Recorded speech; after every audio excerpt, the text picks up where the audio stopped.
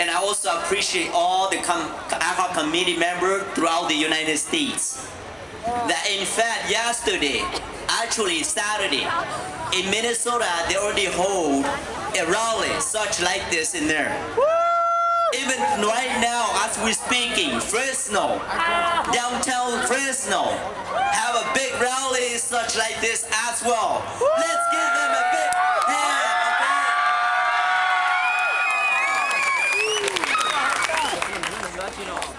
I know some of you may not understand why we are here. But before we begin, I'd like to welcome all of you. We're here to unite, to fight for a good cause, for justice. All right. So, I would like to, before I begin with my remarks, I would like to have and welcome our national chairman, Van from Fresno, to say a few words and to do a little bit of ritual ceremony before we actually begin. Let's all right, come on. Mr. Wang, it's your turn now. All right, give him a big hand. This gentleman is the one that coordinates across the country, even around the world.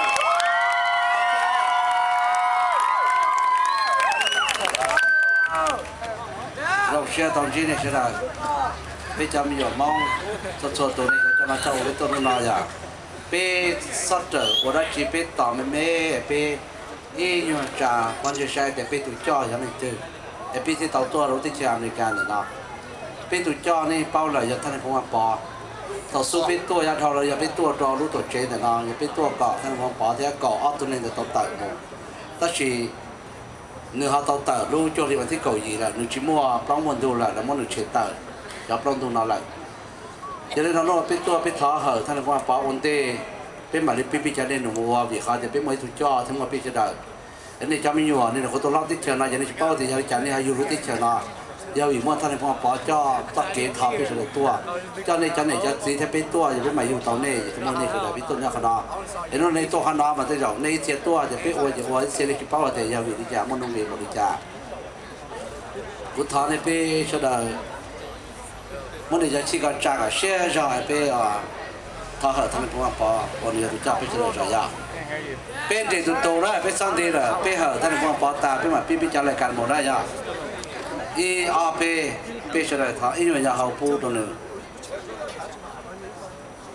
mua trọ mua trà trọ thằng không bỏ trọ America mua trọ trà một bùa lúc tí chừng lòi tuổi tụi cho bên thế tàu tua phong nhiều đồ này cả bên tàu tua bên cho lại i nhiều cái mua hở lại vấn đề ta cũng mặc qua khó khăn xử lý một này đó vì mua lợn đó bên nhà cho lợn thế bên cái mua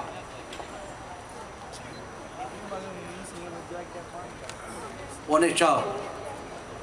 เสร็จแล้วตัวแล้วเราพอนี้จะไปอย่างมองนะจะเจ๋งมั่วจอมมั่วชาปูรุติเฉลี่ยไปอย่างมองเป็นตัวอะไรอย่างมองที่อย่างเก่าผู้ชมเชี่ยวโจเราก็ทำหวังเม่งเที่ยประจวบเที่ยนี่เราต่อตัวขนาดยาวเนาะที่ต่อจะเขาพิธีเราเราไปโอเคกงเชี่ยเราหมุนเชิงกันไปจะจะมาจะอวดตัวนี้รู้ตัวเจนเนาะกูยกให้เขาว่าเสร็จมั่วในเขาเนี่ยมั่วในอย่างเดียวเต้นอะไรอย่างไม่ถูกจุดไปเที่ยวว่าเราchỉ tao ý chán này, bên trên một nhà cho, cú giờ còn nên là cú tháo thì xin nữa, bên tháo, bên nhà chán này nó chỉ là bên tháo lấy là ba thia là ba thia bên trên một cái gì, cú tháo hay cho tôi chơi và tao chỉ, lúc giờ tên thì nó, cái tao chỉ cho tôi này và nó khó lúc giờ tên nó còn này một cái gì một cái gì lâu, vấn đề cái tao chọn gì nhiều là lúc giờ tên là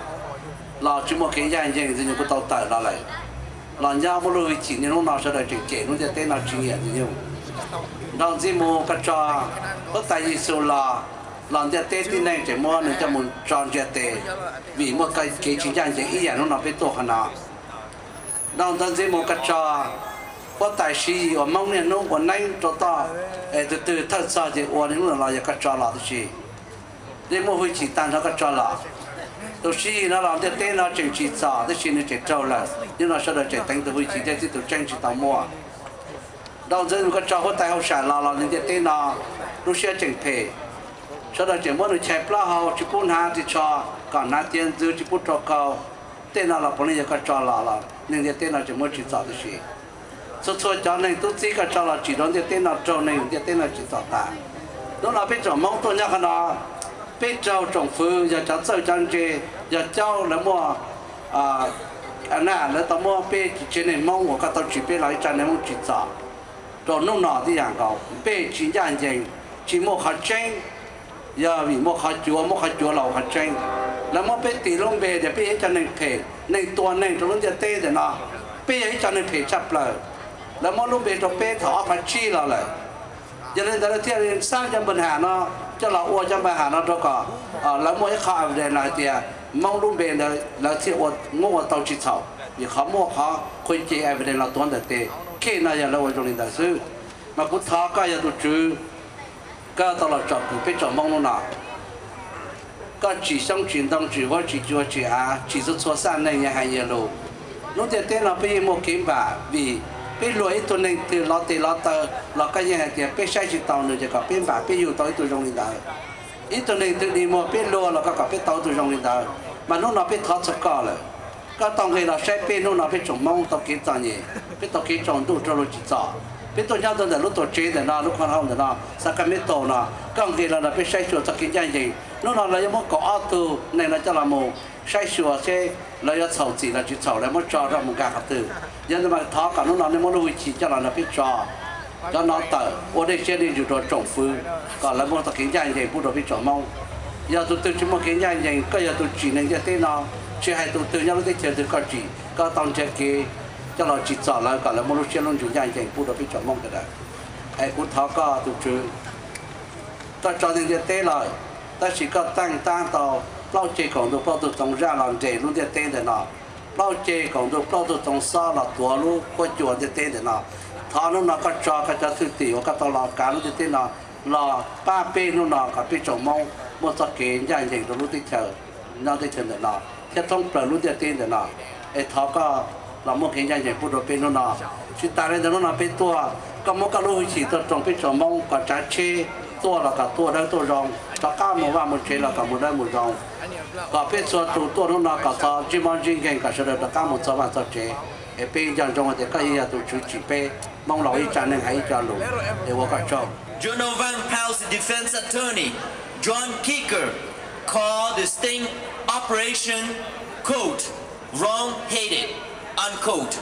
and said the resulting charges have been quote manufactured out of the whole cloth unquote. In the eyes of the Hmong community and our supporters, the federal government clearly engaged in an outrageous government conduct against not only the Hmong veterans, but the whole Hmong community. We, the Hmong community, will remain unified to urge and to support the dismissal of the remaining defendants and the superseding indictment filed on September 17, 2009. Without doubt, these men are innocent. We, the Hmong community, will continue to hold rallies such as this one until justice prevails. This is when charges against these 12 innocent men are dropped, just as it was dropped for the Honorable Donovan Powell. And thank you all for your support and for coming out today. And I hope that we will have a